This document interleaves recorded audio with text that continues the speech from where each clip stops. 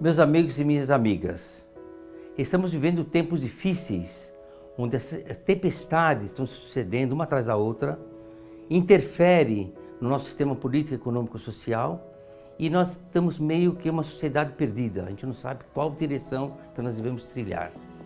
Se não bastasse tudo isso, o Covid-19 veio nos assustar mais ainda. Estamos temerosos com tudo, inclusive estamos muito mais desmotivados. Não sabemos mais o que fazer. Usar máscaras, lavar as mãos, fazer uma série de coisas, tudo isso realmente é muito importante, foi bem propalado na mídia. Mas não é só isso.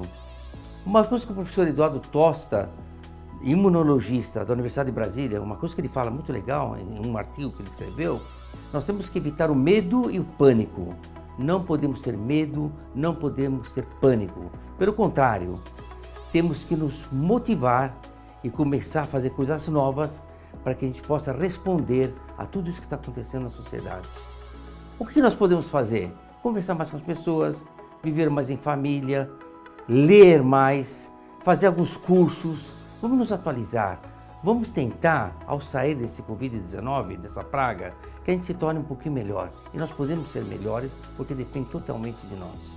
Benjamin Franklin dizia num de seus artigos, político americano, que o que é mais caro que a educação é a ignorância. Então nós temos que investir nesse momento em nós mesmos, né?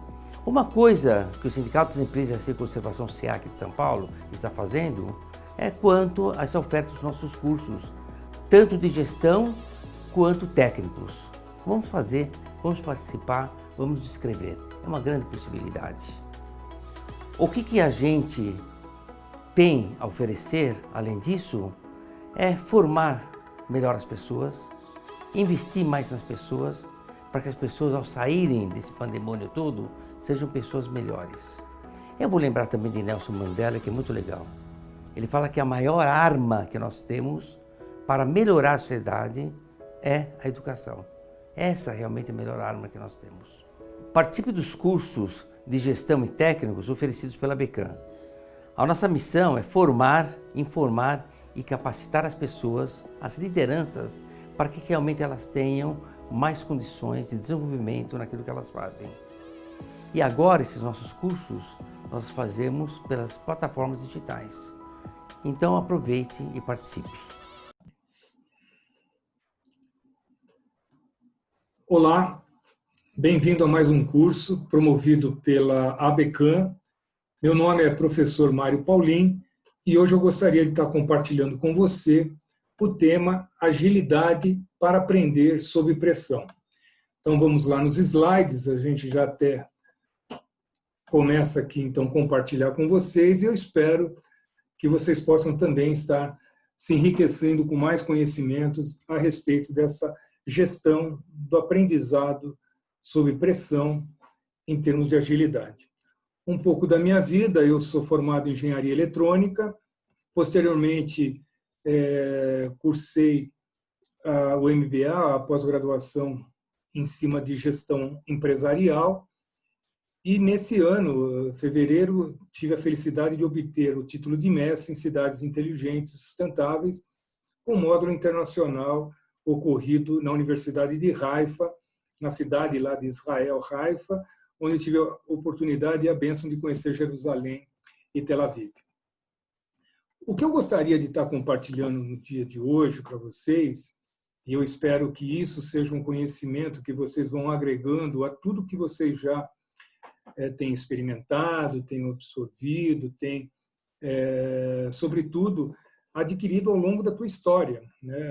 O conhecimento não é feito só na academia ou mesmo feito na empresa, mas a tua vida com família, a tua história com amigos, a tua vida que faz com que você seja o que você é hoje. Então, quando a gente fala da agilidade para aprender sob pressão, duas coisas que a gente precisa estar colocando aqui é uma dialética, né, entre pressa e agilidade. Então, é quase uma dualidade, né, com relação a o que eu devo estar aprendendo com pressa ou aprendendo com agilidade. E nisso a gente vai estar pontuando aqui, principalmente, que a agilidade está sempre associada com rapidez e velocidade para fazer as atividades e tarefas de modo competente, inteligente e eficaz. Então, a gente já tem aí 3 importantes atributos, né, que é o modo competente, o modo inteligente e eficaz, versus a pressa que está relacionada a outras 3 outras coisas que seriam ansiedade, medo e pressão. Por isso que a agilidade ela contrapõe exatamente com a pressa, no sentido de você, mesmo estando sob pressão, você trabalhar os teus principais atributos, que seria a competência, a inteligência e a eficácia. Isso é fundamental para você.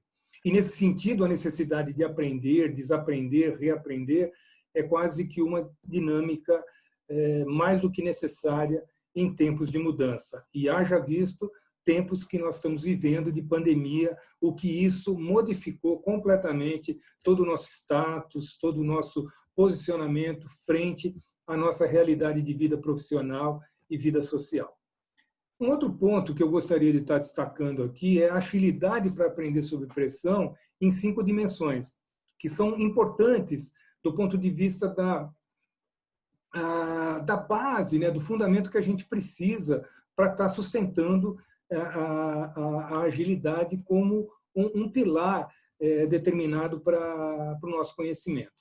Eu gostaria, na verdade, de quando a gente numera, né, determinadas coisas, 5 coisas, 7 coisas, a ideia não é estabelecer aqui um receituário ou decorar, né, como a gente fazia em tempos de escola, ou mesmo tratar a vida nossa como se fosse algo que a gente tem que decorar e tem que ter aquela sequência e obedecer todo aquele processo. Não. Aqui o que a gente coloca são sempre sementes e como a gente está falando de agilidade, essas 5 sementes elas são divididas em agilidade mental, agilidade com pessoas, agilidade para mudança, agilidade para resultados e autoconhecimento. Como elas são sementes, elas podem ter vida própria, né? Como pode também estar entrelaçando entre si. Então, o importante é que você construa aquilo que você acha importante na tua floresta, na tua vida, como uma pessoa que está sempre crescendo e está sempre em associação com a dinâmica do trabalho, a dinâmica de equipe, a dinâmica de relacionamentos, enfim, tudo que você vivencia no teu trabalho, na tua vida. Quando a gente fala da agilidade mental, a gente está se referindo à capacidade de pensar criticamente para decifrar problemas complexos e de fazer conexões inusitadas e originais. Aqui até paro, porque é importante a gente decifrar problemas complexos, né? Porque, na verdade, a gente não lida com problemas pequenos, né? Como seria bacana se a gente pudesse sempre ter problemas pequenos, mas as empresas não nos chamaram para tratar pequenos problemas. A empresa quer de nós que a gente aprenda, que a gente contribua para resolver grandes problemas e, mais do que grandes problemas, problemas complexos. E, para isso, a gente precisa fazer conexões inusitadas, ou seja, conexões que nunca foram feitas, conexões novas e, sobretudo, originais, para lidar com esta complexidade. Então, fundamentalmente, é importante a gente entender que, quando a gente fala da agilidade mental, a gente está exatamente aqui em nosso cérebro, com nossas conexões, né, as sinapses, né, que são todo aquele trabalho, né, entre diversas conexões, né, que o cérebro faz para que a gente, na verdade, evolua e cada vez mais aprenda, reaprenda e desaprenda e aprenda e assim sucessivamente. Um detalhe interessante nesse contexto, né, agilidade para aprender sob pressão exige, sobretudo, o ato de pensar. Jung, né, que é o Carl Gustav Jung, que ele é contemporâneo de Freud, né, também era discípulo de Freud, depois teve seu caminho diferente, e isso é muito bacana, né, cada um buscando contribuições pessoais, individuais. Ele nos diz o seguinte: pensar é difícil, é por isso que a maioria das pessoas prefere julgar. E dentro dos cursos, né, que eu procuro sempre fazer para a Becam, e dentro da minha experiência, né, acadêmica, experiência de palestras, treinamento, eu sempre procuro trabalhar com provocações. Eu não consigo entender que uma pessoa que tem um trabalho como um profissional acadêmico, um professor, ele não busque provocar no aluno, na aluna, mudanças. Então, a provocação é sempre algo imperativo nos meus cursos. E a minha primeira provocação é essa. Pensar é difícil e por isso que a maioria das pessoas prefere julgar. E aí, essa questão realmente do pensar é que vai entrar na agilidade mental, sobretudo dentro das sinapses e aquelas conexões que eu comentei, né, neurônios, e que provocam cada vez mais um novo ampliar, uma nova visão de vida, um novo entendimento da nossa realidade. Ainda dentro da agilidade mental, a gente percebe que essa complexidade, e principalmente dentro de um ambiente acadêmico, na empresa que você trabalha, que você presta serviços, né, seja na área de limpeza, seja na área de portaria, seja na área de vigilância, seja na área de serviços gerais, você lida sempre com essas complexidades. Porque uma empresa, ela sempre se posiciona dentro de sua estratégia, dentro de sua estrutura e dentro dos seus sistemas. Mas para que isso, na verdade, tenha algo mais, é preciso que ela lide também com processos, propósitos e, sobretudo, com pessoas. E tudo isso, de certa forma, interligados. Então, o que é fundamental quando eu mostro essa complexidade para vocês é porque só o processo é importante? Não. Só o propósito é importante? É também. Mas só os sistemas é importante? Só as pessoas são importantes? Não. Tudo dentro de um contexto, ele precisa estar enlaçado, ele precisa estar abraçado, exatamente como a nossa agilidade mental, que tem o cérebro, que tudo busca através de sinapse, conexões com neurônios, para a busca de conhecimento. Então, a estratégia é importante, o propósito é importante, a estrutura da empresa é importante, o processo da empresa, cada vez que você contribui com um processo melhor para agilizar uma limpeza, um piso, um produto que é desenvolvido quimicamente, é aprovado, um processo que você faz do ponto de vista de uma portaria para ela ser mais ágil, ser rápida, tudo isso é importante, um sistema que você tenha de tecnologia de informação, hoje já se fala até de IoT, né, que é a internet das coisas, né? Ou seja, as máquinas vão estar se comunicando entre si para que, evidentemente, faça alguma coisa, mas sempre gerenciado e controlado pelo ser humano e pela pessoa, que é fundamental nesse contexto. Quando a gente entra na questão, então, da primeira, a gente falou, então, da agilidade mental, e agora a gente vai falar com agilidade com pessoas. O que a gente diz com relação à agilidade com pessoas é a capacidade de entender e se relacionar com as pessoas de forma a conseguir o desempenho coletivo. Olha que importante. Individualmente, você é algo de muita importância, mas quando se fala do coletivo, o 1 mais 1 não é 3. Perdão. 1 mais 1 não é 2. Eu queria saber se você estava prestando atenção. O 1 mais 1 não é 3, não é 4, não é 5. O 1 mais 1 ele se torna algo infinitamente maior e poderoso, algo até exponencial. E isso, na verdade, esse desempenho coletivo, nitidamente depende de outra exigência do mundo moderno, que é a inteligência emocional. Então, quando a gente está lá na quinta agilidade, que a gente está falando do autoconhecimento, já na agilidade com pessoas vai entrar a inteligência emocional. E por que a inteligência emocional ela é importante na agilidade com pessoas? Porque ela entra também com 5 componentes, né? Então, aquilo que a gente fala das 5 dimensões da agilidade para aprender sob pressão, na agilidade com pessoas a gente vai ter 5 componentes, que é algo que já vem com Daniel Kahneman, né, que fala com toda a teoria sobre a inteligência emocional. Que mais do que inteligência intelectual, a inteligência emocional, justamente para os momentos de equipe, justamente para os momentos de coletividade, que é muito importante e fundamental para que nós aprendamos a lidar com o outro. Porque a gente sabe que lidar conosco mesmo, com si próprio, já é difícil, que dirá com os outros. Por isso que é um aprendizado. E para isso a gente tem que ter alguns toques, a gente tem que ter algumas dicas, tem que ter algumas lembranças para que em determinado momento a gente pare e reflita, opa, deixa eu contar um pouco mais aí, não só até 3, mas contar até 10, contar até 20, e tentar entender realmente como que esses processos despertam em nós e provocam, muitas vezes, uma agressividade que muitas vezes a gente até não gostaria de estar se comportando frente à coletividade. A gente sabe que a gente precisa ter controle, precisa ter, sobretudo, serenidade em momentos que a complexidade e o atendimento da excelência ao cliente provoca reações extremamente novas, né, e complexas. Por isso que a gente tem que pensar realmente na questão da autopercepção, né? É a capacidade do autoconhecimento, que eu vou dar um destaque ainda maior lá na quinta dimensão, né, da agilidade. Do autocontrole, isso é uma coisa fundamental, porque o controle ele tem que estar nas minhas mãos. Eu preciso que as minhas emoções, o meu estado de espírito, o meu bom humor esteja comigo. Eu não posso deixar o controle da minha vida na mão dos outros, fazendo com que eles provoquem em mim mau humor, provoque uma situação tóxica, algo realmente bastante agressivo, que eu preciso, na verdade, estar com o controle em minhas mãos. E esse autocontrole, ele exige realmente um exercício, uma dinâmica, é quase como se fosse uma academia, onde eu preciso ter disciplina e eu preciso estar sempre alerta, preciso estar sempre vigiante e vigilante. A automotivação, sem dúvida, né? A automotivação ela vai estar também ligada ao autoentusiasmo, né? Motivação e entusiasmo, eles quase que são pares, né?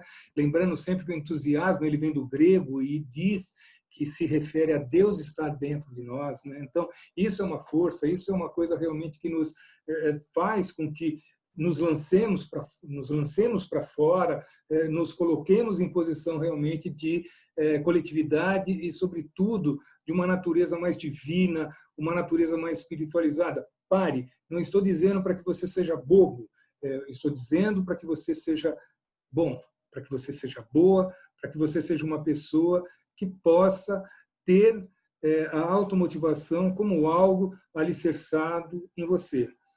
Porque é muito importante hoje, e cada vez mais a gente tem que concordar, uma pessoa amarga, uma pessoa que nos provoca, muitas vezes, discórdias, nos provocam até irritações desnecessárias, dentro de um ambiente se torna uma pessoa assim, difícil de lidar. E as pessoas preferem hoje, né, até como você também, e eu também, prefiro que as pessoas sejam pelo menos bem-humoradas, né, que tenham pelo menos bom senso para lidar com determinadas coisas, que saiba respeitar quando um fala, se posiciona, mesmo que contrário, né, nada de nos colocarmos entre o certo e o errado, porque é tudo ponto de vista. E isso é importante, porque quando a gente se abre para ouvir, a gente aprende. E justamente nessa linha vem a empatia, que também é um componente fundamental, porque ela trata da habilidade de comunicação interpessoal de forma espontânea e não verbal, e de harmonizar-se com as pessoas, porque você põe um pouco um olhar para dentro daquela pessoa, daquilo que ela está fazendo, e isso faz com que você se coloque no lugar do outro. Assim como o outro pode se colocar também no seu lugar. Então, a empatia ela traz justamente essa positividade para que a gente possa trabalhar cada vez mais o coletivo e ter a agilidade melhor aí com as pessoas. E, finalmente, as práticas sociais, que são fundamentais, né? Que é a capacidade de relacionamento interpessoal e de trabalho em equipe. Então, essa questão ela é importante para a gente ter a questão da inteligência emocional com esses 5 componentes e, como eu digo, sementes. De repente, todo esse treinamento, esse curso que eu estou falando, uma ou outra semente que você conseguiu ali captar, alguma coisa importante, porque as outras pode ser que sejam reveladas e sejam melhor amplificadas numa determinada situação. Numa coisa nova que surge ali, que você, de repente, vai buscar um gancho daquilo que a gente falou. Então, o importante é só se mostrar aberto. Liberar teus ouvidos, anotar no caderno, qualquer dúvida, qualquer questionamento, por favor, tem o canal da ABECAM, pode fazer ali a comunicação, dá o feedback para nós, pode realmente mandar qualquer questão, que é muito importante até para nosso crescimento. Por isso que eu digo que sempre qualquer treinamento, embora eu não os veja, eu não as veja no dia de hoje, a falta realmente do presencial é fundamental, mas eu espero que consiga fazer com que vocês captem um pouco dessa importância de nosso conhecimento construído exatamente agora, exatamente nesse instante que você está ouvindo esse treinamento, ok? Que ele possa, na verdade, ser replicado para outras pessoas, que ele possa ser revisto, né, visto e novamente revisto, para que vocês acompanhem o próprio crescimento de vocês. É sempre para vocês o que a gente busca aqui, juntamente com a ABECAM, é dar a vocês direcionais, dar a vocês questionamentos e, mais do que isso, provocações. Porque assim vocês vão se tornando melhor, como eu também me torno melhor com vocês. Uma frase, né, de um ditado chinês, a China ela pode ter questões aí controversas, mas trata-se realmente de uma cultura milenar. E eles dizem aqui uma coisa interessante. Quando duas pessoas vêm andando na estrada, cada um carregando com um pão, e trocam os pães quando se encontram, cada uma vai embora com um pão. Por outro lado, né, quando duas pessoas vêm andando na estrada, cada uma com uma ideia, diferença, né, ideia, como ela é uma coisa assim extremamente potencializada, e ao se cruzarem, trocarem as ideias, cada uma vai embora com duas ideias. Então, é fundamental que a troca de ideias, espaços para trocas de opiniões, ambientes que permitem, né, e que consagrem as liberdades de expressões, né, e contribuições sejam fundamentais nas empresas. Porque assim há o crescimento. Claro, evidentemente que a empresa que tem uma cultura muito fechada e que quer exatamente que seja feito tudo do jeito que eles fizeram, tem o potencial de crescimento, tem. Mas quando você permite a liberdade de criação, você incentiva opiniões e, sobretudo, as ideias, né, inovações, o crescimento também ele é proporcional e ele é muito maior. Dentro também da agilidade, né, com pessoas, existe a questão das diferenças, né, em termos de informações e percepções, que é aquilo que a gente estava falando. E, por isso, as diferenças vão trazer tensões, vão haver muitas disputas, e nisso surge o conflito, mas o conflito ele não tem que ser algo maléfico, não tem que ser visto como algo ruim.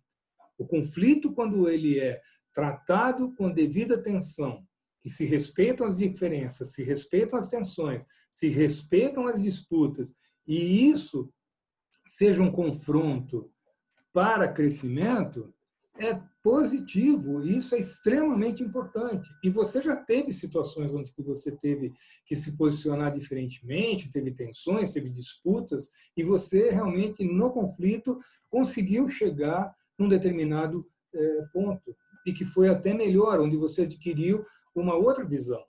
E isso é fundamental. É super importante também como uma agilidade para aprender também sob pressão. Não recusar o conflito, mas entender que o conflito é um confronto necessário para expor as ideias, as opiniões, as liberdades de expressões.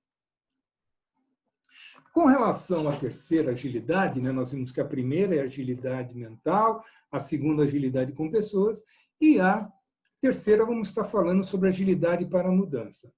Nesse ponto, é importante a gente também entender que mudança é sempre algo quase dado como certo, né?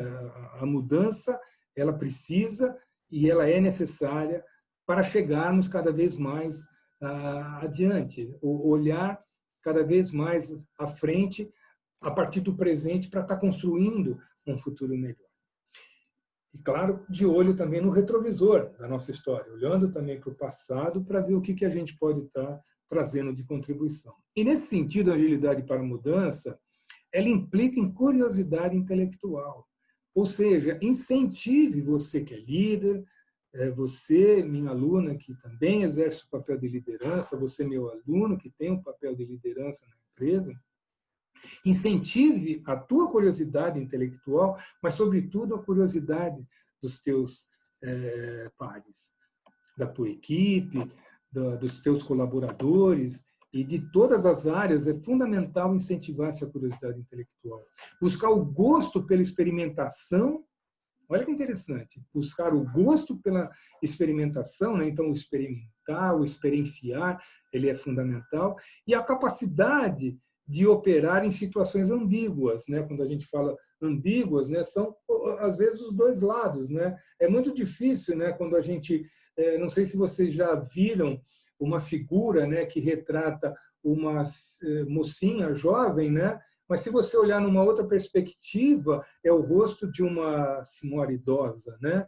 Então ali a ambiguidade é difícil, porque para uns é uma jovem, para outros é uma idosa, e há um respeito, porque se de repente um começar a querer o conflito indo para a agressão, para a agressividade, para a polarização, isso é ruim, porque basta que ambos olhem e falem, olha, perfeito, do teu ponto de vista está correto, também do meu ponto de vista, e o que a gente pode estar, de certa forma, lidando com essa capacidade nessas situações ambíguas. Correr risco diante de dilemas. Vem comigo, minha equipe, vem comigo, meu colaborador, vem comigo, minha aluna, vem comigo, meu aluno, vem comigo, diretoria, vem com todos nós juntos para correr riscos diante de dilemas. Olha que dilemas o mundo está vivendo. Quem imaginaria que nós estaríamos vivendo uma pandemia em pleno século XXI? Quando de nós imaginaríamos que em 2020 a gente estaria extremamente perplexos, extremamente surpreendidos por algo tão pequeno como um vírus e que fez o mundo parar, que fez aviões enormes, gigantes, potentes pararem. As distâncias foram encurtadas pelas tecnologias. As famílias foram cada vez mais confinadas dentro de casa. Então, que dilema é esse, né? E como nós empresas, né, e que somos, né, principalmente a área de serviços, ela se destaca como serviços essenciais, porque é preciso limpeza em hospitais, é preciso vigilância para toda a distribuição de remédio, é preciso portaria para estar recebendo alimentos em condomínios, com todas as pessoas, população. Então, olha o risco que a gente precisa estar correndo em dilemas, e se a gente não estiver uma capacidade junta, uma capacidade unida para operar em situações de ambiguidade, se não tivermos o gosto pela experimentação, não tiver a curiosidade intelectual, a gente sucumbe. A gente simplesmente se diz como humanidade que pode parar, esse planeta já não deu. Ao contrário, esse planeta já viveu situações de pandemias, de guerras, 1, 2 guerras mundiais. Foram tantos conflitos, tantas tempestades, e estamos aqui e chegamos e vamos em frente, eu sei, mas para isso, essa agilidade para a mudança, é sim a gente estar preparado para lidar com o novo, com o inusitado. E isso a gente sempre espera que nos torne melhor. Por isso que eu digo, agilidade versus pressa, ela tem sim um momento muito importante, fundamental para a nossa reflexão, para a nossa provocação, para que a gente se estabeleça com um pouco mais de serenidade diante de tanto pânico que tem surgido, com notícias, na mídia, tudo mais.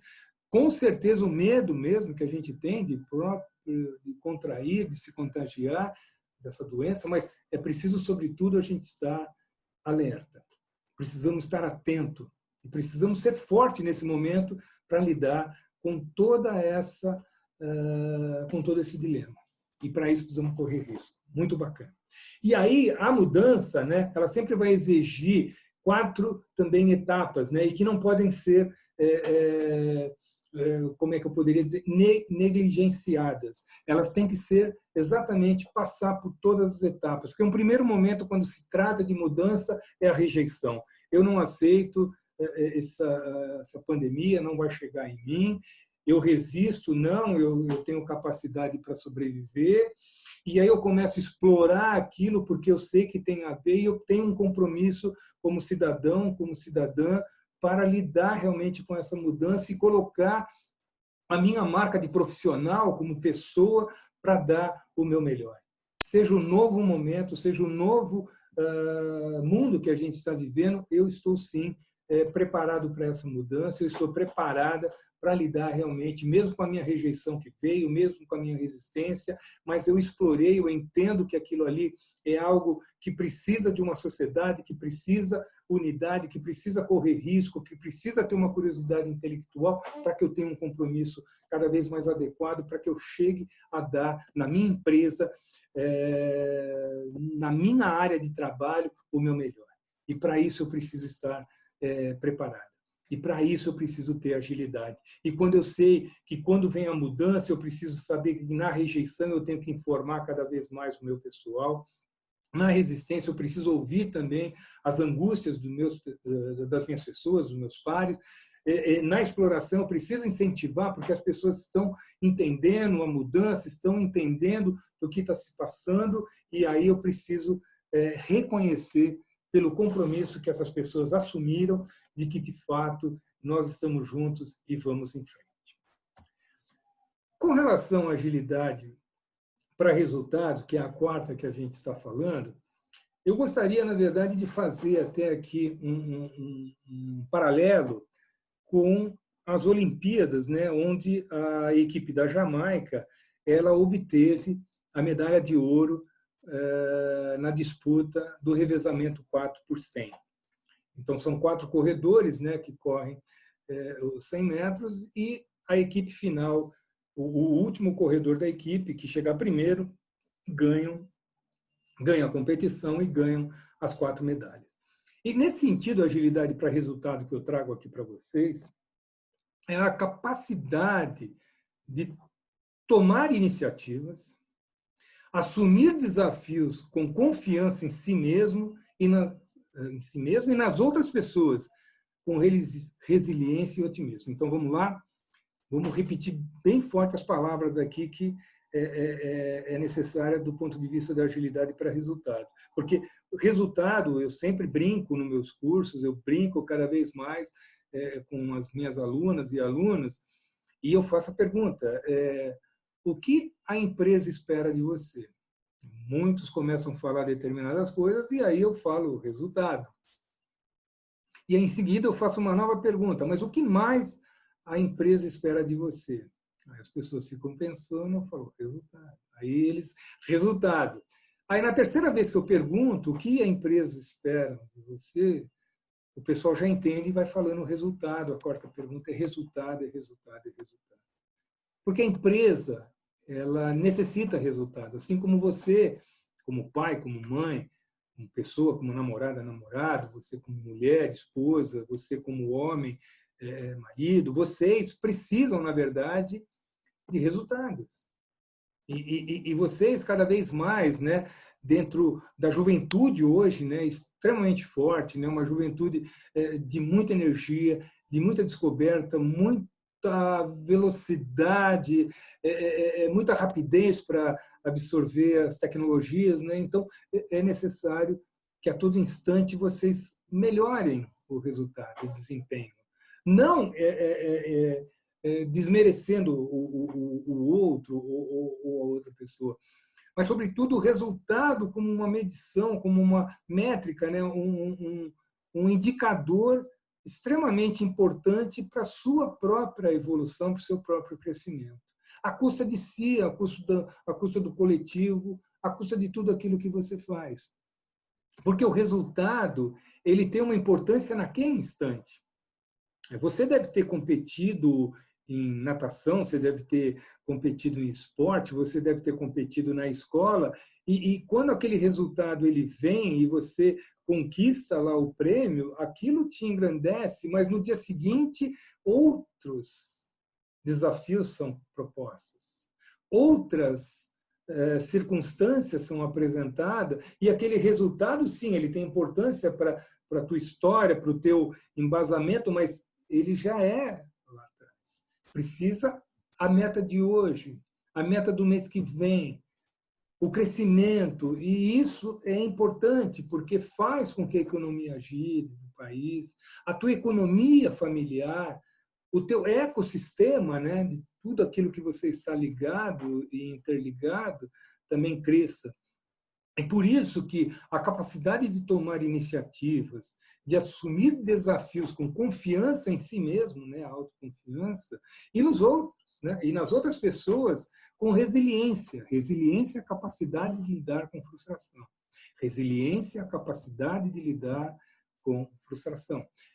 A resiliência é uma propriedade física, né, da mola, né, aquilo que você puxa a mola, ela volta para o seu lugar. Então, a resiliência é exatamente isso, você ser esgarçado, ser exigido, mas depois você volta ao seu normal. Você é estressado, você é exigido, e depois você volta ao seu normal. Então, essa capacidade realmente de lidar com isso, porque muitas vezes você não vai alcançar resultado. Muitas vezes você vai terminar o dia e vai achar que precisa mais horas, que precisa mais dias para resolver as coisas, que a meta que foi construída, a meta que foi estabelecida não foi atendida, aquilo que o cliente exigia como satisfação de trabalho não foi atendido, aquilo que você tinha como expectativa não ocorreu. Então, isso exige confiança, exige essa capacidade de lidar realmente com essa frustração e o otimismo. Não o otimismo do ponto de vista, uma coisa assim muito só de esperar o melhor, mas um esperançar, né? Aquilo que Mário Sérgio Cortella vai nos dizer, né? O verbo esperançar, de você a cada dia construir algo para alcançar melhores coisas.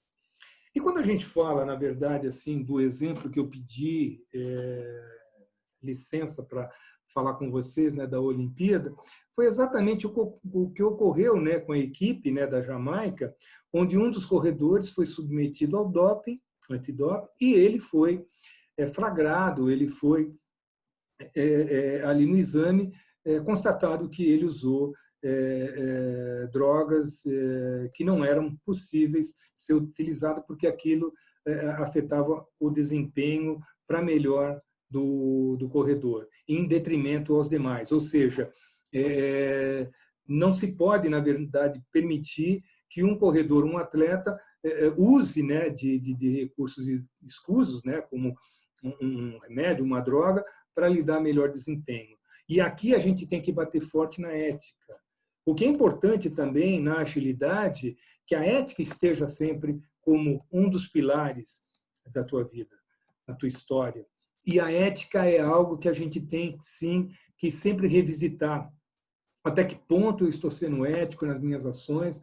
Até que ponto eu estou sendo ético com o meu parceiro, com o meu diretor, com a minha empresa, com a minha família, com meus amigos, amigas, seja lá o que for.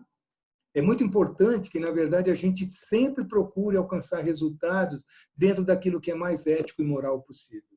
Claro que valores morais e valores éticos, eles mudam de sociedade para sociedade, de cultura para cultura.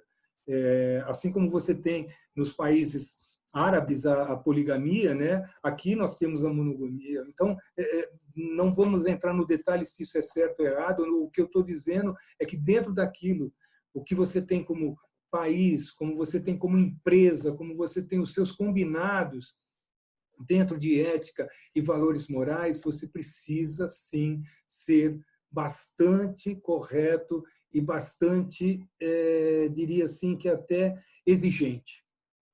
Porque olha o que aconteceu nessa Olimpíada com esses 3 corredores. Por causa de um que foi pego no antidoping, a medalha de ouro não foi tirada só desse corredor.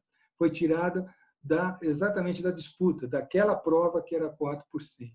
Ou seja, os 3 outros, né, incluindo aí o Bolt, perderam também a medalha de ouro. Então, olha que um gesto antiético, um gesto antimoral pode trazer de prejuízo para a empresa.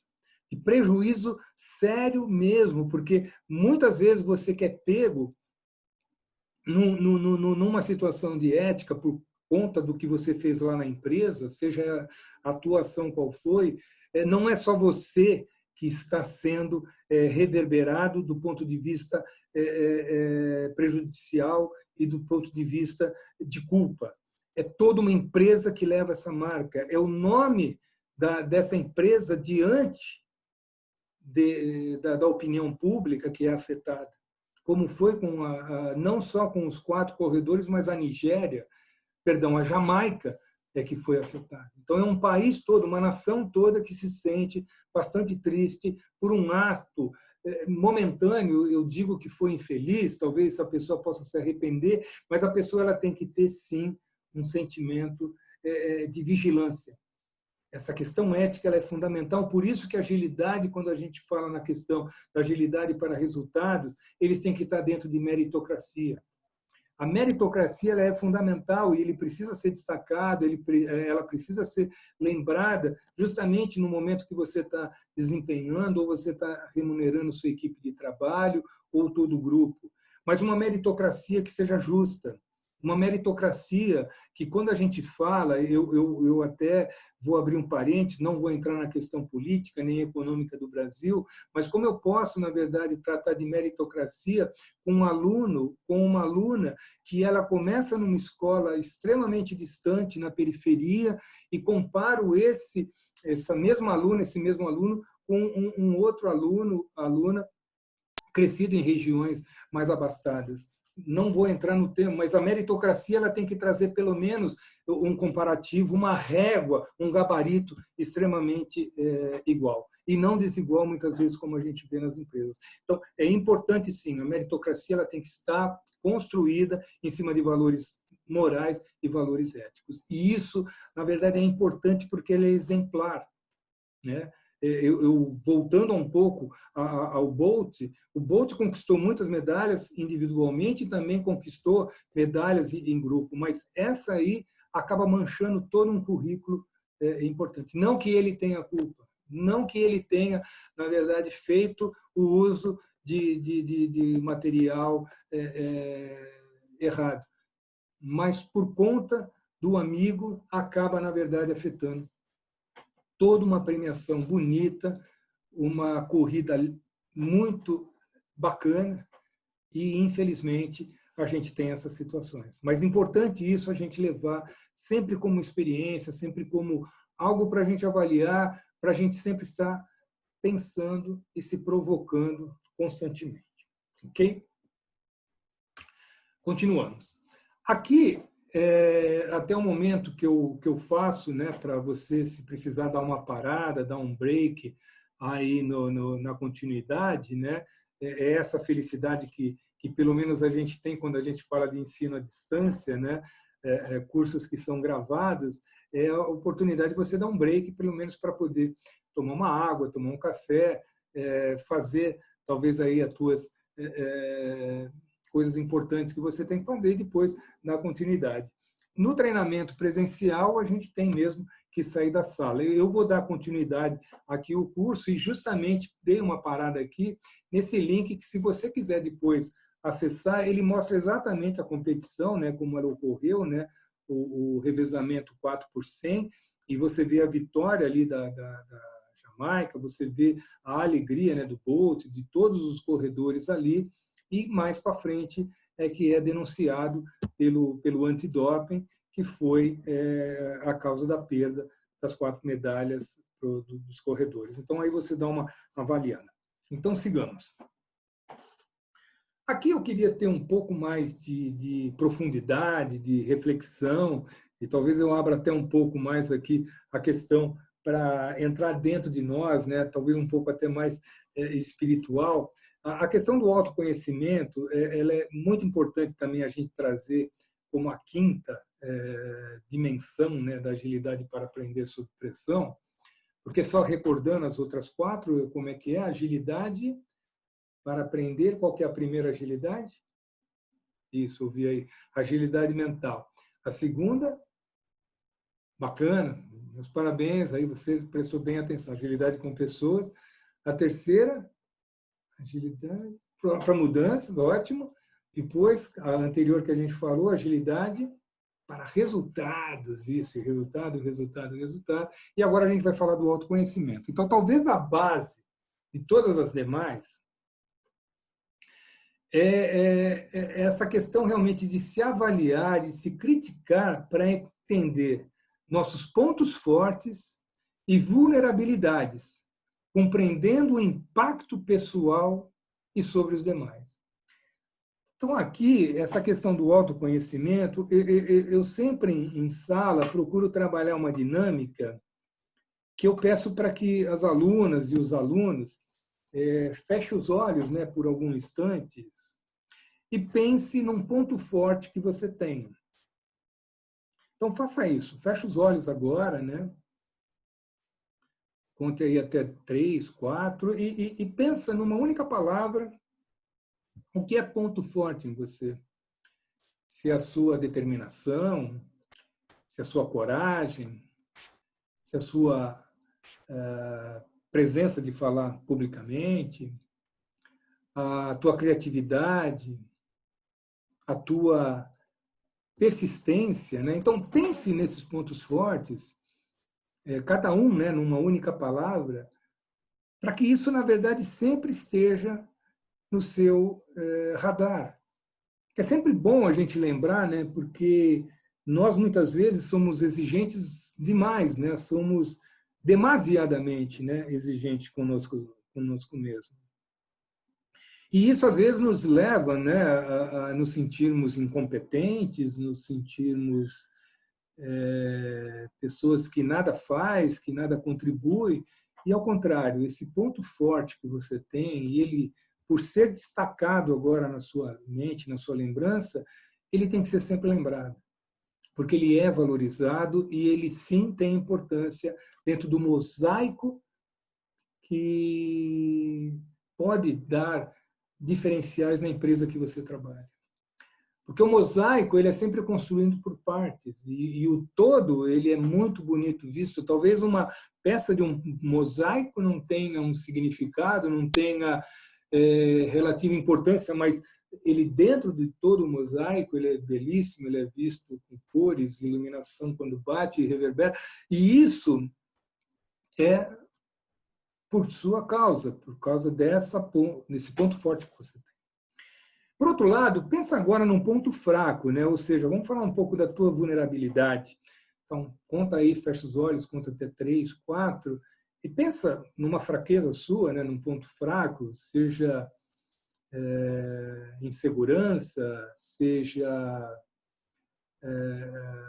o teu nervosismo, seja o descontrole, seja uma pessoa possessiva, uma pessoa articulada, um lado às vezes não muito bom, que seja.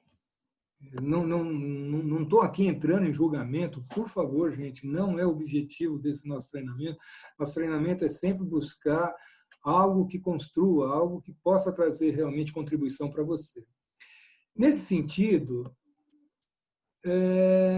esse ponto fraco que você destacou, que está aí com você, essa vulnerabilidade, ela não necessariamente precisa ser potencializada, porque o ponto forte, sim, vai ser sempre potencializado. Por outro lado, a sua fraqueza, ela precisa estar, sim, no radar. Talvez o radar, se você olha, né, aquele ponto mais forte, é teu ponto forte, bem destacado, e ali no finalzinho, um pontinho bem pequeno, que é o ponto fraco que tem que estar no radar, mas ele não precisa ser potencializado, mas ele tem que ser tratado. Ele tem que ser, de certa forma, cuidado, tem que ser disciplinado, tem que ser observado muitas vezes, e de vez em quando você precisa ir lá entender daquilo que trata, daquilo que ocorre por ele estar tomando um pouco mais de vulto, para que isso não atrapalhe toda a tua existência como uma pessoa equilibrada. Que o ponto forte ele tem que ser maior e o ponto fraco tem que ser menor. Porque esse equilíbrio, né, de pontos fortes e vulnerabilidades faz com que você compreenda o impacto pessoal, né, e não só com você, mas sobre os demais. Então, vamos observar essa figura que eu gosto muito, né, da lagarta, né, que ela passa por um processo e ela vai se tornar, mais tarde, uma borboleta, né? E nesse processo, que eu acho assim, muito bacana, né, que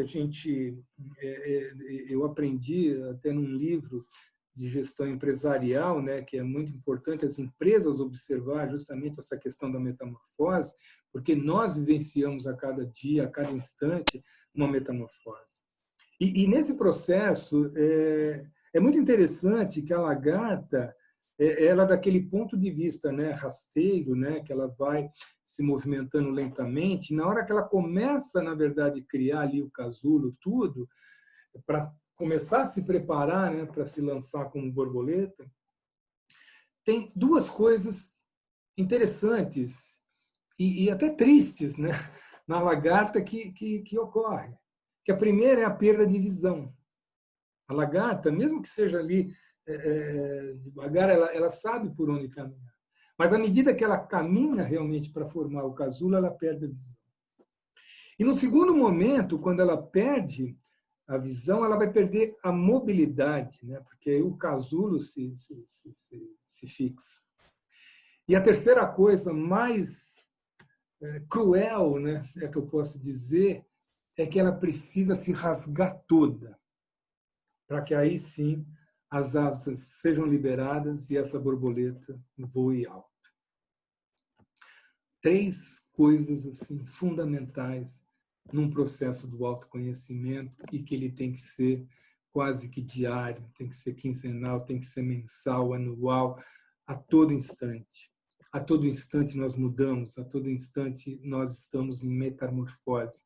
E olha que bacana você entender que essa metamorfose é para algo melhor, é para algo de um voo maior. E nesse processo, quando você perde a visão, é a oportunidade de você sair um pouco de si e tentar ampliar a tua visão. E quando você amplia a sua visão, e nesse caso você amplia para o alto, você começa a ter uma visão do alcance que você tem em termos de vida, em termos de pessoa. Eu cito Carlos Drummond de Andrade, que ele diz que o ser humano não é avaliado pela sua estatura ou pela sua altura, mas sim pelo campo de visão que ele alcança. O ser humano, ele é avaliado pelo campo de visão que ele alcança. E olha que bacana quando você pode trocar a tua visão e nesse processo de metamorfose, tal qual a lagarta, você ter outra visão e ampliar o horizonte. Na questão da mobilidade, muitas vezes a gente está caminhando e a gente nem sabe a direção que a gente está seguindo. E quando a gente perde essa mobilidade, é o momento realmente de eu me colocar prontamente a buscar caminhos melhores. O caminho se faz caminhando. O caminhante sabe muito bem disso. Então, nesse ponto, é bacana a gente também entender que, ao mesmo tempo que você perde a visão, perde a mobilidade, você começa a alcançar uma nova visão, um novo caminhar, uma maneira de buscar direções novas para que você chegue ao alto. E ao romper todo esse casulo de você, toda essa casca que é o Mário, toda a casca que é você, aluna, toda essa casca que é você, aluno, você se tornar em algo extremamente potente em termos de asas e de voo. Detalhe, não rompa o casulo antes do tempo, porque talvez suas asas serão fracas. Talvez suas asas não suportarão alto voos. Então, tenha paciência. Espere com agilidade. Não tenha pressa. Espere com agilidade. Não tenha pressa. Para que esse voo, para que essas asas te levem realmente a altos lugares. a novos desafios, a nova contribuição no trabalho, a nova forma de ser como pessoa e como profissional. Bacana até agora? Muito legal. Vamos para o seguinte. O autoconhecimento também é uma maneira de a gente saber guiar-se a si. Olha que interessante, né? O Sérgio Meira, que ele é um líder muito interessante na parte de tecnologia, é uma pessoa que contribuiu sempre em centros de estudos avançados de tecnologia, é uma pessoa que ele traz uma contribuição muito interessante quando ele fala a respeito de liderança, que eu nunca tinha parado para pensar. Para você ser líder de outras pessoas, primeiro você precisa ser líder de você mesmo. Para você ser líder de pessoas, você primeiro precisa ser líder de você mesmo. E para você fazer isso, o autoconhecimento é fundamental, porque você vai saber guiar-se a si mesmo. Olha que interessante. E isso exige também ali a ida lá para o casulo, a ida lá para a troca de visão, a troca de mobilidade, exatamente para a gente buscar autovoo, mas com a certeza que primeiro a gente tem que se liderar a nós mesmos. E para nós liderarmos a nós mesmos, exige muita humildade. Meu Deus! Exige muita paciência, exige muita agilidade, porque a gente é apressado. A gente vê, eu vejo pela minha vida, e eu vejo mais agora por essa nossa juventude, o quanto eles são rápidos e apressados para alcançar cargos, alcançar o milhão, alcançar ganhos, alcançar a celebridade, alcançar as mídias, alcançar youtubers, e seja nada de erro ou acerto aqui. Por favor, são coisas que eu estou colocando para que vocês avaliem, pense, por favor, muita coisa que eu estou falando aqui, duvide também, pode ser que eu esteja errado, você construa também o seu conhecimento, até dentro mesmo de René Descartes, que ele dizia na Apologia da Dúvida que é necessário duvidar de tudo, porque assim você consegue construir o teu alicerce, o teu fundamento.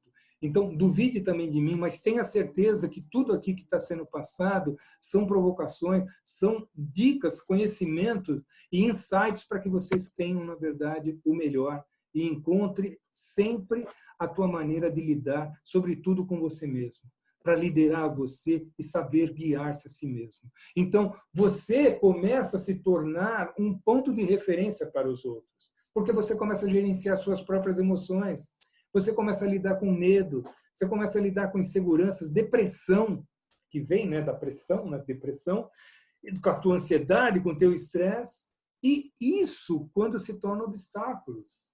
Então, à medida que você consegue, na verdade, também lidar realmente com tudo isso aqui, é fundamental que você também consiga trabalhar esse guiar-se a si mesmo. Então, o autoconhecimento, se você puder buscar numa única palavra, numa única frase, para você lembrar facilmente, está no seu radar, é o de saber guiar a si. Vamos repetir? Autoconhecimento é a de saber guiar a si. Então, quando eu começo a me conhecer e a saber guiar a mim mesmo, a si mesmo, eu me torno líder de mim mesmo. E eu começo a ir lá nos meus pontos fracos de vulnerabilidade para tratar com agilidade os meus medos, as minhas inseguranças, minhas depressões, ansiedades e estresse. Porque eu começo a liderar de uma forma positiva a mim mesmo para lidar com os obstáculos das profissional e pessoais. Porque muitas vezes a gente tem diversas vidas, a gente tem diversos chapéus, a gente tem diversos óculos, da maneira de ver, de olhar. Então, é necessário que a gente, sim, procure entender que a liderança de si mesmo, ela faz com que a gente seja ponto de referência para os outros. Bacana? Muito bom. E quando a gente chega, então, na agilidade, a gente começa a ver a questão também da educação corporativa bypassada com a conectividade e competitividade.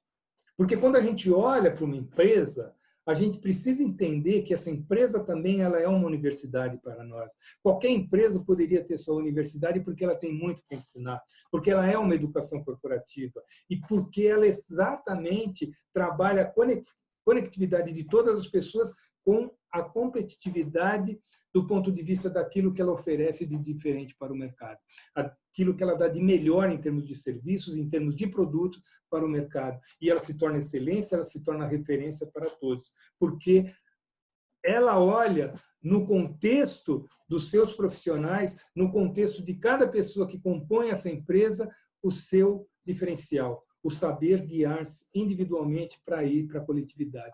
E a empresa que trabalha com essa visão, ela tem sim uma educação corporativa, porque ela passa pela sua cultura, ela passa pela competência, ela passa pelo resultado daquilo que ela precisa entregar. Então, na cultura vão estar exatamente ali os valores éticos, morais, que a gente falou muito lá com relação à Jamaica, com relação até às disputas de ouro, disputa realmente de tudo aquilo que foi trazido para nós.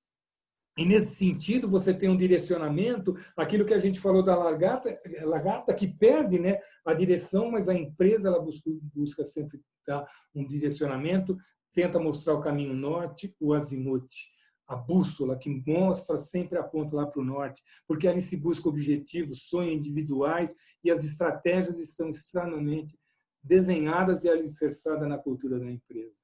E essa empresa, na educação corporativa, ela traz a competência não só do ponto de vista da competência empresarial, mas a competência humana de cada uma das pessoas, as competências humanas extremamente importantes para dar a competência do ponto de vista da atuação que vai levar exatamente para o resultado, para aquilo que é entregue, para aquilo que é medido, para aquilo que é feito em termos de performance individual humana, não só do ponto de vista dos colaboradores, mas do ponto de vista do consumidor final, daquele cliente que está esperando muito mais daquilo que você pode entregar, porque você consegue entregar exatamente dentro de uma competência, dentro de conectividade e dentro de ações humanas e tomada de decisões, estratégias que facilitam cada vez mais o empenho e fazer com que o resultado seja melhor.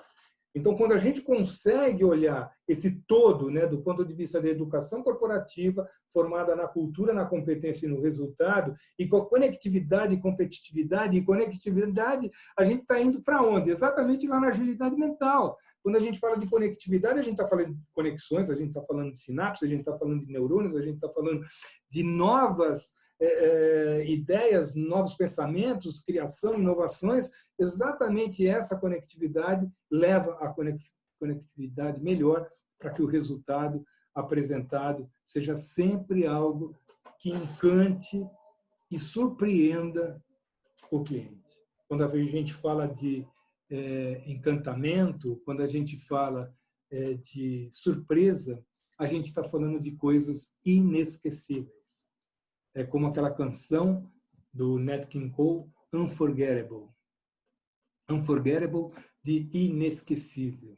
Quando a gente consegue atingir o cliente por algo inesquecível, é muito, muito prazeroso, é muito, muito salutar e, sobretudo, um dos reconhecimentos melhores que a gente possa ter.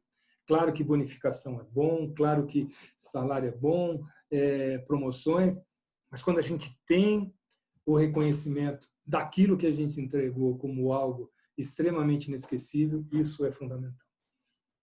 E aí a gente vai até colocar essa interação, né, de organização e pessoas, né? Exatamente esse versus, eu também gostaria que vocês olhassem, né, até pela questão do versus, quando ele é simbolizado por esse V e S, que estão, na verdade, enlaçados, ele é muito bacana porque, tanto do ponto de vista da organização, os objetivos organizacionais da corporação e os objetivos individuais das pessoas, eles não têm que ser disputa, mas eles têm que ser exatamente um conflito, como a gente falou, um conflito de um confronto extremamente importante e positivo.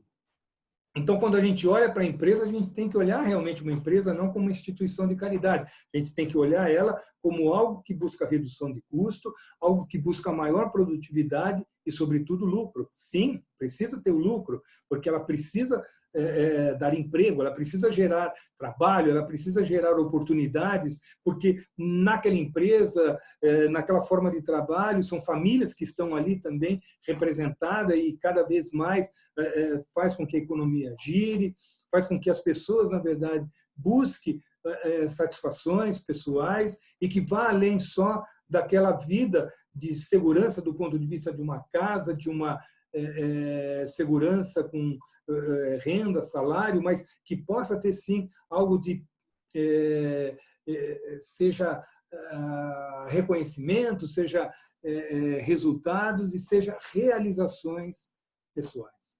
Então, tudo isso é importante porque é nesse sentido que a empresa gira, porque também os objetivos individuais pressionam para que essa empresa também cresça, porque se busca melhores salários, se buscam melhores benefícios, né, daquilo que a gente pode falar de plano de saúde, um vale-refeição, um vale-mercado, um plano odontológico, participação nos lucros, remunerações, enfim, e, além de tudo, a própria segurança no emprego.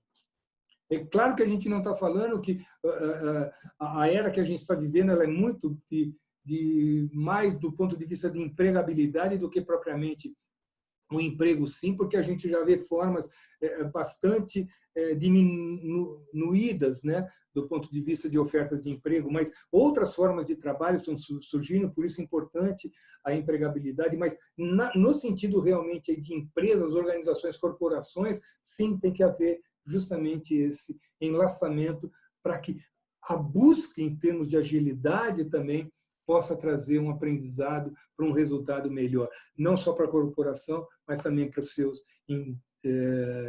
indivíduos, pessoas que estão ali compondo todo o corpo, toda a empresa. Muito bom até agora. E a gente vai entrar um pouco numa fase bastante líquida, né? A gente vinha com alguns conceitos bastante sólidos e agora a gente entra justamente na modernidade líquida, né? A era líquida é proposta, né, pelo sociólogo, né, polonês Zygmunt Bauman. Ele viveu até 91 anos, faleceu aí tem 2, 3 anos, mas ele trouxe uma visão extremamente importante para toda essa mudança que ocorreu justamente no que a gente poderia dizer assim, na passagem do século XX para o século XXI, onde as coisas começaram a ter um delineamento, né, e um formato mais para o líquido do que sólido. Onde a gente tinha, vamos dizer, no século XX, aquela máxima, né, do sentido da, vamos dizer assim, da obrigação, que manda quem pode, obedece quem tem juízo, né? E para um século XXI, né, a partir dos anos 2000 e até com toda essa geração nova, né, que a gente fala, a geração Y, geração milênio, geração Z, enfim, agora se falar da geração P, trazem uma coisa assim muito mais diferenciada e oposta da obrigação para a coisa que fala-se de engajamento. Ou seja, se não há engajamento pelas pessoas, as pessoas não são fiéis à empresa e a valores, vamos dizer assim, construído muito solidamente. Precisa ter um engajamento, precisa ter um argumento, precisa ter um propósito. As empresas, sim, você como líder, você, minha aluna como líder, tem que ter justamente essa visão também do quanto é necessário você trazer propósito para a tua equipe e para os seus pares. É muito importante que eles estejam ali não por obrigação, mas eles estejam porque estão engajados por um propósito, por algo extremamente importante para aquilo que é entregue por parte da empresa ao público, à sociedade, à humanidade. Então, sempre é importante a gente olhar aquilo que a gente está entregando, o propósito da empresa, se está também aliado aos meus valores morais, valores éticos, então isso é muito importante. Porém, toda essa liquidez leva para uma sociedade que a gente começa a ver que ela é mais descartável, que ela é muito mais presa a coisas assim dinâmicas do que propriamente de um relacionamento duradouro. A gente percebe isso na permanência das pessoas nas empresas, né? Evidentemente que a pandemia traz um outro comportamento, mas um pouco antes da pandemia, você, líder, você, minha líder, sabe muito bem o que as pessoas tinham rotatividade em termos de trabalho, salário pouco importava, eles mudavam de lugar, e eles queriam mais e mais. O relacionamento amoroso hoje, aquela questão do ficar, que era alguma coisa nova, já não tem mais essa coisa de ficar. Hoje a coisa é muito mais líquida, você curte, descurte, você bloqueia, desbloqueia, você compartilha, descompartilha, e a vida vai nessa velocidade de WhatsApp, Facebook. Agora já se fala TikTok, também é novidade para mim, né? Mas é aquela coisa extremamente rápida, né? Ágil, sites que mostram extremamente velocidade de aprendizado, né? O Google nos mostra uma forma diferente. Tudo isso é uma coisa assim extremamente efervescente, né, para nós, mas esse estado sólido ele tem justamente essa mudança assim para o líquido, né, porque passa realmente por uma vaporização em nuvens, né, e que faz realmente com que as coisas sejam extremamente líquidas do ponto de vista daquilo que Bauman, né, vai trazer da modernidade líquida, da vida líquida, do amor líquido, da segurança líquida, da vigilância líquida. Tem todos os livros que seriam interessantes, eu recomendo sim para você, minha aluna, você, meu aluno, ou ler um pouco sobre Bauman, ou mesmo pesquisar no Google. Ele tem também participação no Café Filosófico da TV Cultura, é muito fácil você também olhar no Google, colocar Café Filosófico TV Cultura, Zygmunt Bauman, traz também uma visão, uma percepção nova, que é muito importante. A gente tem sim que ter vários olhares, vários referenciais, a gente precisa ter fontes, né, de águas diferenciadas para que a gente possa ter o nosso contexto, ter o nosso modo de viver.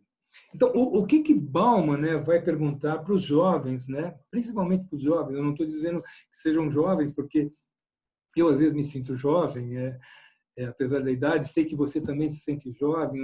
O jovem, eu vejo que ele nunca envelhece, né? A pessoa que tem um espírito jovem, ela sempre está pronta para aprender, ela está sempre pronta para mudar, ela está sempre pronta para passar de uma fase de lagarta para borboleta. Ela sempre busca sempre uma visão e uma mobilidade e um romper-se extremamente importantes para que a gente possa sempre estar melhor, estar se sentindo mais vivo e mais lúcido e participativo para a humanidade. Então ele vai perguntar para os jovens como nós: os jovens podem mudar e salvar o mundo? Primeira pergunta. Ou nem os jovens podem fazer algo para alterar a história? Aí Bauman, né, vai nos responder, né, o sociólogo polonês Zygmunt Bauman. Sou tudo menos desesperançoso.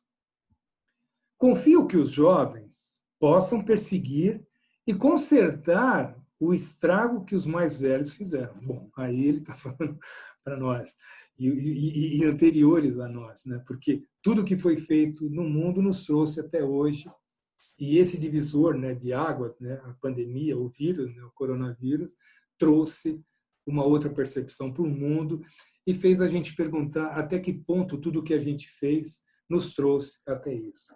Se isso realmente, como humanidade, como planeta, foi realmente algo benéfico. Como e se forem capazes de pôr isso em prática, aí ele vai dizer, dependerá da imaginação e da determinação deles. Então, ele tem, sim, uma visão extremamente importante e extremamente, vamos dizer assim, positiva e até esperançosa, de que eles possam ter uma imaginação e uma determinação para fazer mudar. Para que se deem uma oportunidade, os jovens precisam resistir às pressões da fragmentação e recuperar a consciência da responsabilidade compartilhada para o futuro do planeta e de seus habitantes. Eu vou repetir: para que se dê uma oportunidade, os jovens precisam resistir às pressões da fragmentação. Então, o jovem não pode ver a vida fragmentada. Ele não pode olhar só a árvore, ele tem que olhar a floresta, tem que olhar o todo. Porque tudo está ligado, tudo está conectado, né? Aquilo que a gente falou do ponto de vista da educação corporativa, da conectividade e competitividade. Tudo tem que olhar a floresta. E recuperar a consciência da responsabilidade compartilhada para o futuro do planeta e seus habitantes. Então, é preciso que cada vez mais, mesmo que essa vida líquida levou para um comportamento mais descartável, um comportamento menos resiliente, né, que as pessoas têm dificuldade com o não. Então, tudo isso precisa ser recuperado e de forma compartilhada para que seja feito de forma coletiva, para que o futuro do planeta e seus habitantes tenham realmente uma melhora, tenha alguma positividade, tenha alguma coisa de melhor para se dar. Os jovens precisam trocar o mundo virtual pelo real. Olha que coisa interessante. Os jovens precisam trocar o mundo virtual pelo real. Então, talvez menos exposições com relação a celebridades, a comportamentos midiáticos, a busca desenfreada pelo poder por si só, poder pelo poder. E isso, quando a gente fala de trocar o virtual pelo real, é muito interessante porque muitos jovens, às vezes, ficam presos àquilo que o virtual colocam como sonho, como desafio, como algo a ser alcançado, como ser igual, como ser tal como aquela pessoa. E Bauman vai nos dizer em outro momento que estudos de cientistas, né, e entre filósofos e diversos frentes de escolas chegaram a fazer um estudo para descobrir qual pessoa tinha mais coerência em termos de vida. Ou seja, aquilo que ele viveu foi coerente com aquilo que ele falou e com aquilo que ele fez. E chegaram à constatação, isso Bauman vai nos contar, que Sócrates, né, o filósofo, não o jogador, né, Sócrates, mas o filósofo Sócrates foi, sim, a pessoa apontada como o mais fiel em termos daquilo que viveu e daquilo que ele fez. Deixou como escrito, né, através de Platão. E aí o que o Bauman vai nos dizer, ele vai nos colocar assim: será que todo mundo tem que ser Sócrates, né? Será que todo mundo tem que ser aquela pessoa da mídia, né? Será? Não, porque Sócrates, na verdade, sempre quis mostrar, Bauman vai nos dizer, que cada pessoa tem que viver a vida que lhe cabe, a vida que vale a pena ser vivida. Ou seja, se nós entendermos que é preciso, através do autoconhecimento que a gente falou lá atrás, o saber guiar-se a si mesmo, é um passo fundamental para que a gente deixe um pouco esse olhar fragmentado, busque recuperar a consciência da responsabilidade compartilhada e procure viver o mais real possível, mesmo em tempos de pandemia, onde a gente tenha que falar através das tecnologias, se reunir através de ensinos à distância, mas deixar muito claro essa importância daquilo que Sócrates sempre deixou para nós, que ele queria que todos não o copiassem,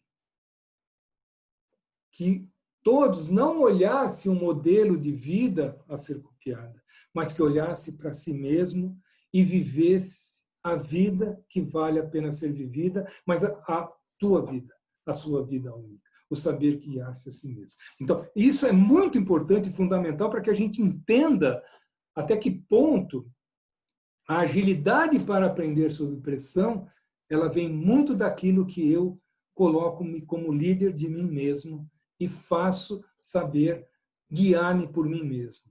para que eu me torne ponto referencial. Eu não estou dizendo com isso que eu me isolo. Não, como eu quero, na verdade, ser ponto referencial, eu sou o Sócrates agora, eu sou o benemérito, eu sou o cara, o youtuber mais compartilhado, mais visto, eu sou a pessoa mais presente no Twitter, e seja lá o que for, eu sou a rainha da cocada, eu sou a última bolacha do pacote, não importa, não quero isso, eu quero que o ponto de referência seja aquilo ali, o processo da lagarta para a borboleta, passar por novas visões, novas mobilidades e se esforçar para romper no momento exato.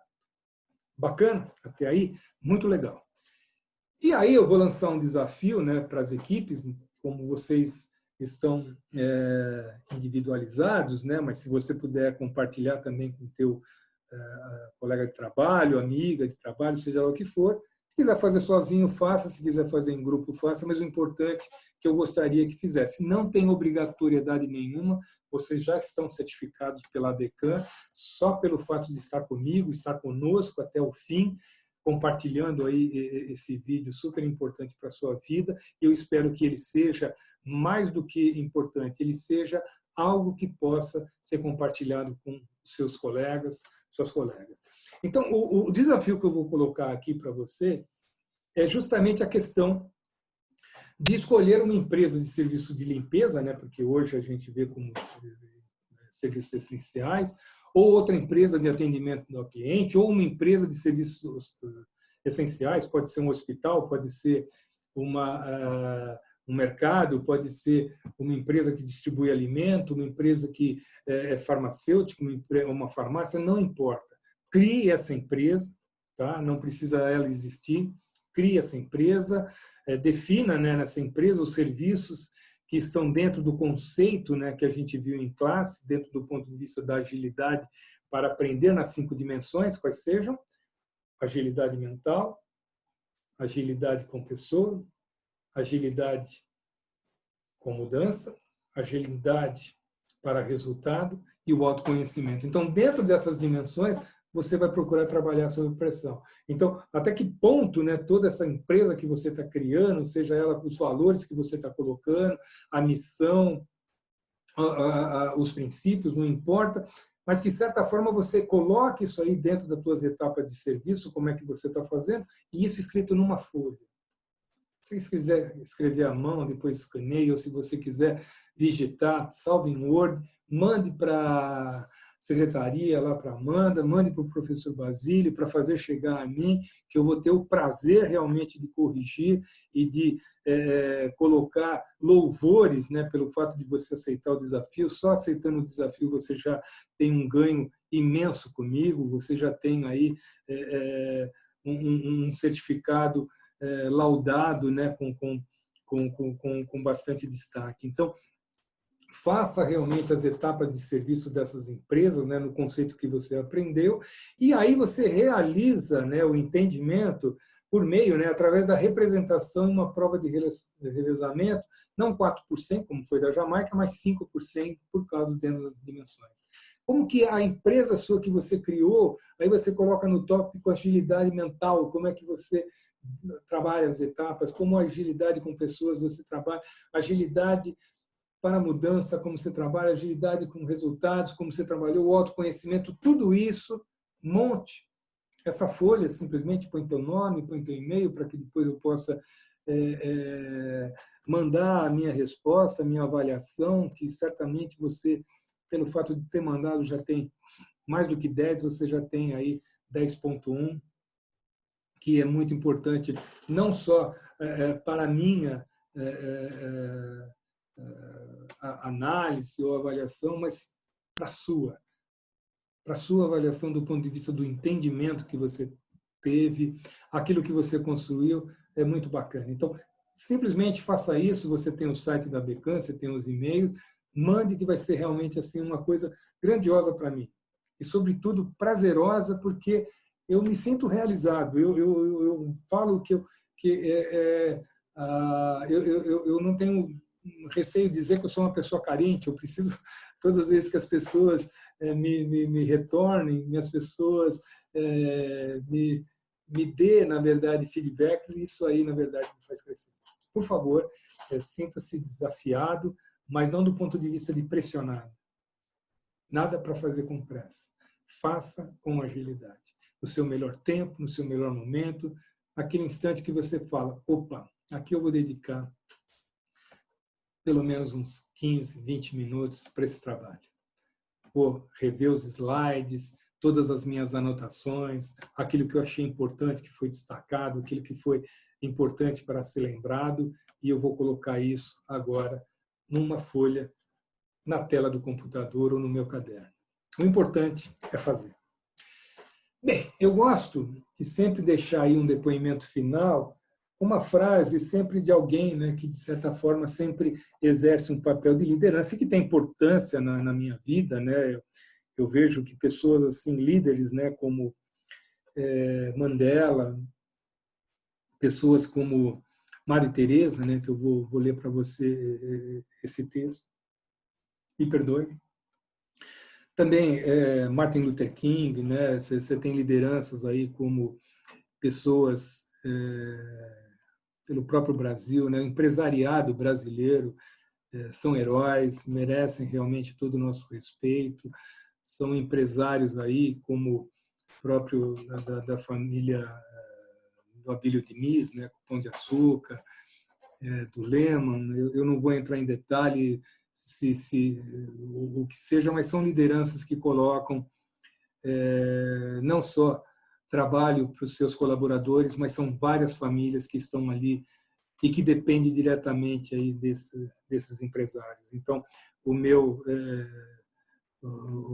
respeito, né, a minha admiração e um pouco assim o meu elogio a esses empresários que lutam, né, e principalmente microempresários, né, as empresas de pequeno porte, né, as empresas que são às vezes até cabeleireiros, cabeleireiras, pessoas de academias de ginásticas, pessoas que lutam realmente aí pelo pão de cada dia e que conseguem, na verdade, multiplicar pães, conseguem multiplicar rendimento para as famílias das pessoas que trabalham. Eu me coloco assim muito próximos a eles por conta justamente desse momento de isolamento social necessário e que muitos sucumbiram, muitos tiveram que fechar portas e que isso causa ainda mais problemas para a economia e que são verdadeiros salvadores de vidas. E também quero deixar aí externado pessoas que fazem trabalhos essenciais, como você, minha aluna, meu aluno, que são empresas de limpeza, empresas de vigilância, empresas de portaria, que não pararam na pandemia, que não pararam no isolamento e que estão realmente aí se dedicando com bastante ardor, com bastante determinação, com muita luta, o meu carinho, o meu respeito e assim faço esse elogio com muita admiração e com muito respeito pelo brilhantismo que vocês representam para nós. Que Deus os abençoe sempre. Muito obrigado.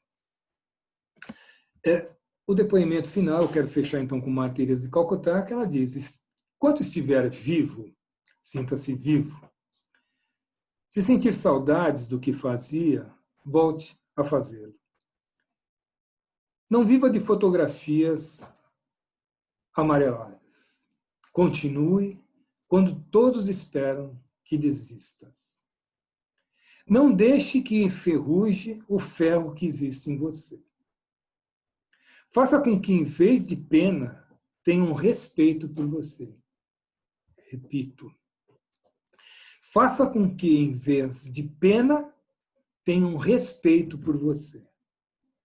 Quando não conseguir correr, através dos anos, trote. Quando não conseguir trotar, caminhe. Quando não conseguir caminhar, use uma bengala. Mas nunca se detenha. Nunca desista. Nunca pare. Tal como uma tartaruga, se é assim que eu posso dizer, mesmo que lentamente, caminhe. Nunca pare. mesmo que o casco seja pesado, mesmo que o casco seja extremamente dolorido.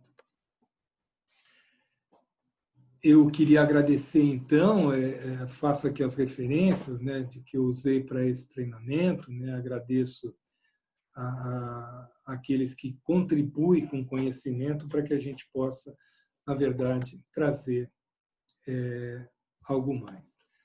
Então, com isso, eu encerro.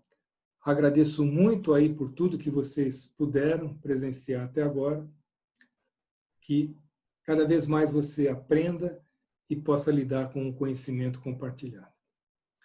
Obrigado a você, aluna, obrigado, aluno, obrigado a Becan, e professor Mário Paulinho agradece, sobretudo, vocês estarem junto nesse momento. Até o próximo. Muito obrigado.